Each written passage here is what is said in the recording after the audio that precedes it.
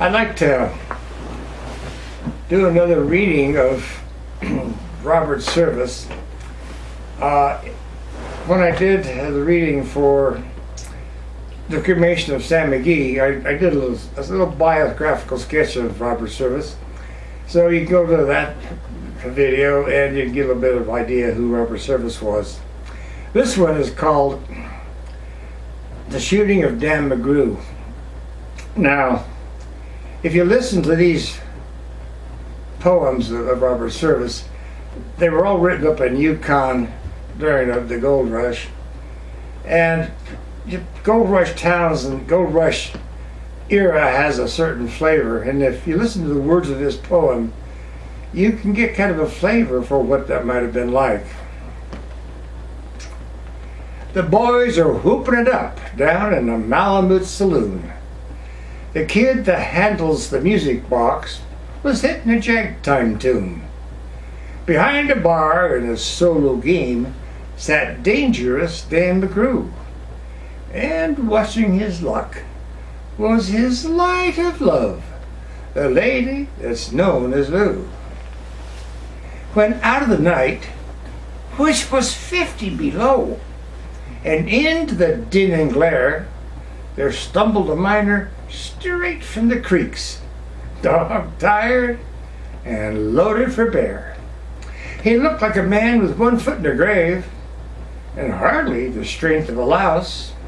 Yet he tilted a poke of dust in the bar, and he called for drink for the house.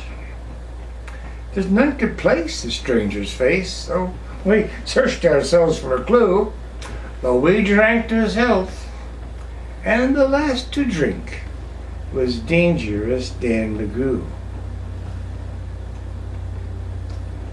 There's some men just grab your eyes and hold him hard like a spell, and such was he.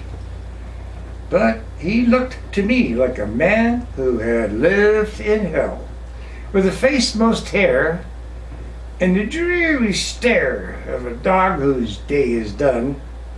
He watered the green stuff in his drink, and he watched the drops fall one by one.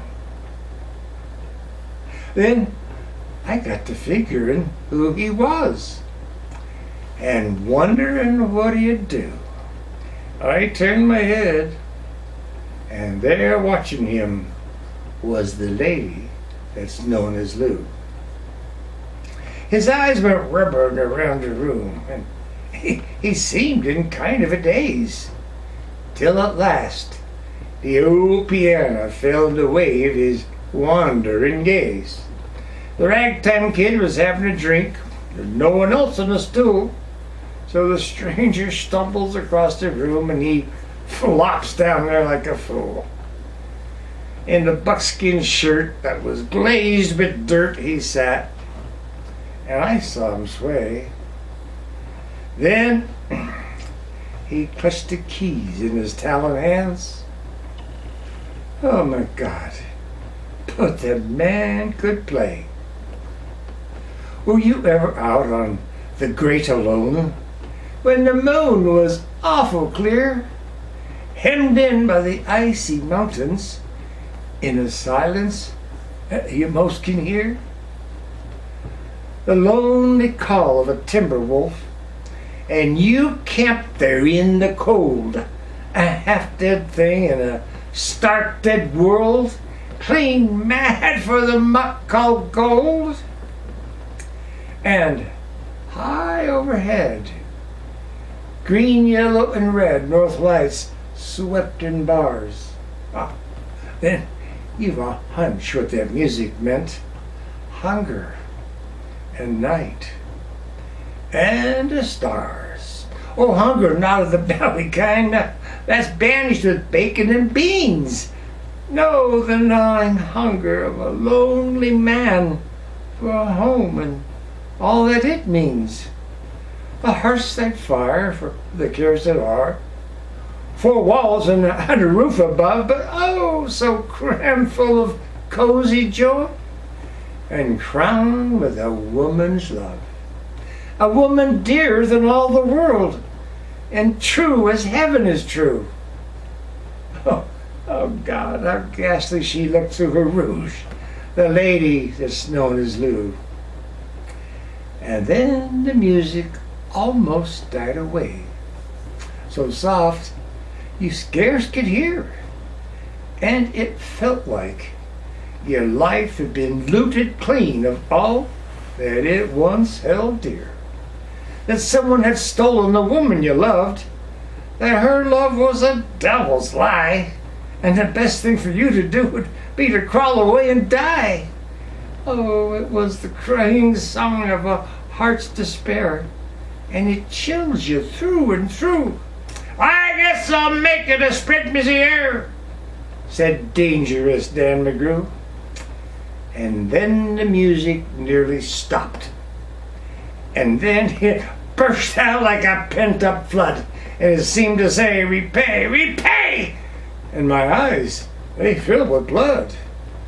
The thought arose of an ancient wrong, and it stung like a frozen lash. The urge came to kill, and then the music died with a crash. The stranger turned, and his eyes, they burned in a most peculiar way. In a buckskin shirt that was glazed with dirt he sat, and I saw him sway. Then he opened his mouth to speak, and his voice was calm, and he said, boys, you don't know me, and none of you give a damn, but I want to state, and my words are straight, and I'll bet my poke they're true, that one of you is a hound of hell, and that one is Dan McGee. I ducked my head. The lights went out, and two guns blazed in the dark. A woman screamed. The lights came on, and two men lay stiff and stark. Pitched on his head and pumped full of lead was Dangerous Dan McGee. And the man from the creek lay clutched to the breast of the lady that's known as Lou. Those are simple facts of the case, and I guess I ought to know. Some folks say the stranger was crazed with hooch. I'm not denying it's so.